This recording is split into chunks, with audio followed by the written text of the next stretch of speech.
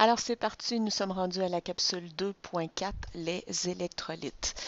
Les électrolytes, c'est du science ST et du science ST-STE, d'où la raison où est-ce que tu as un logo ST-STE. Donc ça peut apparaître à l'examen du ministère.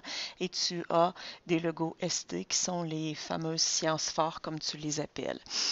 La première chose, il faut que tu saches la différence entre un électrolyte et un non-électrolyte. Donc, électrolyte, je l'ai surligné ici, il faut que tu saches c'est quoi. Un électrolyte, ça va être une substance qui, lorsqu'elle va être dissoute dans l'eau, donc dans une solution aqueuse, elle va libérer des ions.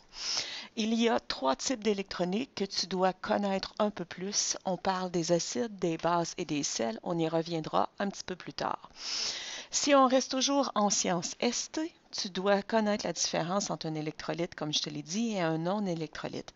Un non-électrolyte, c'est le contraire. Alors, c'est une substance que même si tu la dissous dans l'eau, elle ne libérera pas d'ions. Il n'y aura pas de charge dans la solution, donc il n'y aura pas de conduction électrique. Comment on va faire au niveau des molécules pour les reconnaître, je vais te le montrer un petit peu plus tard. Les acides, pour les reconnaître, leur formule moléculaire va commencer par un H. Pour les bases, ça va se terminer par un OH.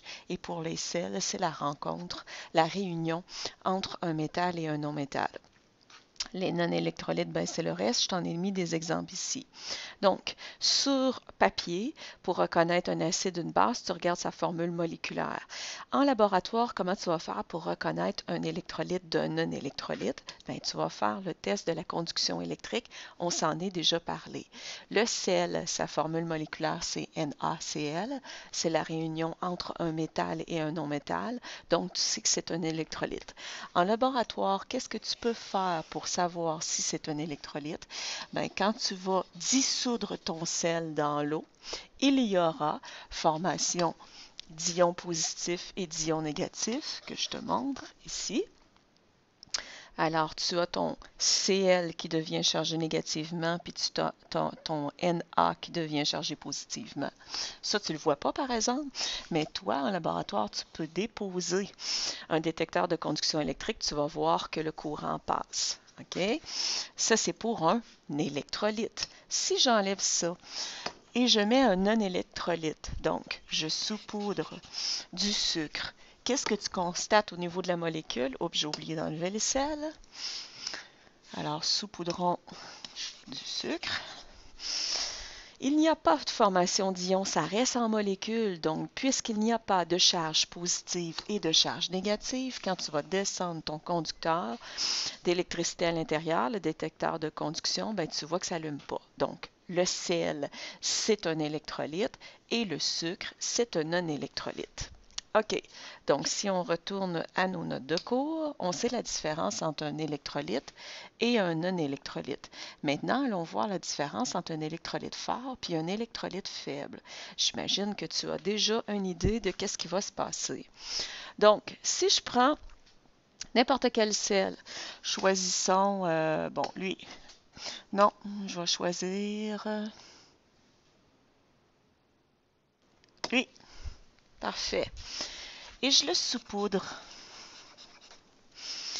Il y aura formation d'ions. Il y aura formation de beaucoup d'ions. Tu vois qu'il y a autant d'ions positifs que d'ions négatifs. Donc ici, si je mettais la conduction électrique là-dedans, la lumière, elle allumerait fortement parce qu'il y a beaucoup de charge à l'intérieur. Maintenant, est-ce que toutes les sels se comportent comme ça? La réponse, c'est non. Si on y va avec lui, puis je le saupoudre, qu'est-ce que je constate? Oui, il y a libération d'ions, mais il y a des molécules qui ne se défont pas et qui restent ici. Alors, puisqu'il y a moins d'ions à l'intérieur, moins d'électrolytes, OK, moins de charges positives et négatives, ben, la conduction électrique va être faible. OK, je te le montre tantôt. Donc, différence entre un électrolyte et un non-électrolyte. Un électrolyte libère des ions, donc il y a conduction électrique. Un non-électrolyte ne libère pas d'ions, donc il n'y a pas de conduction électrolytique. Quelle est la différence en sciences phares entre un électrolyte fort et un électrolyte faible? Un électrolyte fort, beaucoup d'ions, donc la lumière va allumer beaucoup. Un électrolyte faible, il y a des ions, mais il n'y en a pas beaucoup, donc la lumière, elle allume pas beaucoup. Donc ça, c'est des choses qu'il faut que tu saches. Maintenant, ce sera notre première capsule 2.4. On fera la suite à la prochaine capsule.